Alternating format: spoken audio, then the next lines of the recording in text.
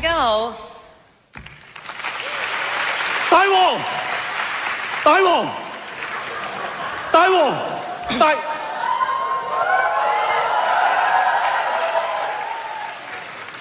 人哋有刺客護駕。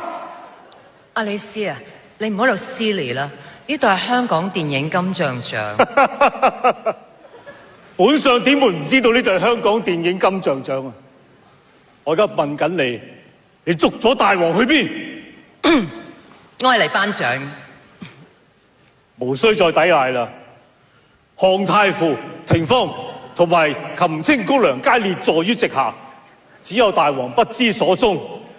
你有陰謀？我冇陰謀啊！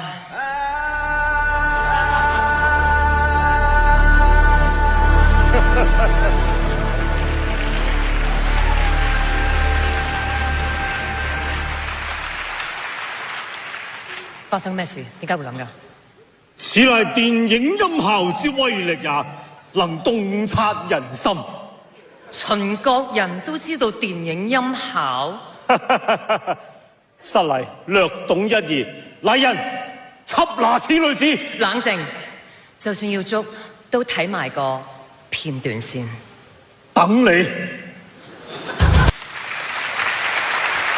第44屆香港電影金像獎最佳音效係，咦？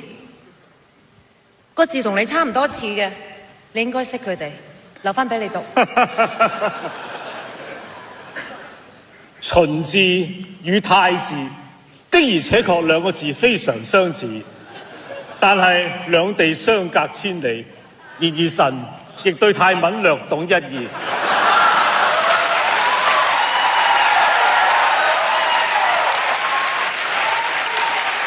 ตอนนี้ผมจะพูดภาษาไทยครับ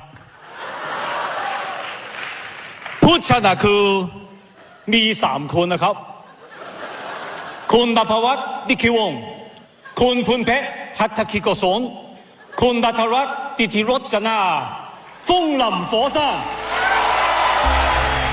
今次係 Nopawat Nikiwong 第4次奪得最佳音響效果獎 ，Danarat Titironchanya 就第2次獲獎，而 Phunpek Hattagikutsong 則首次獲獎。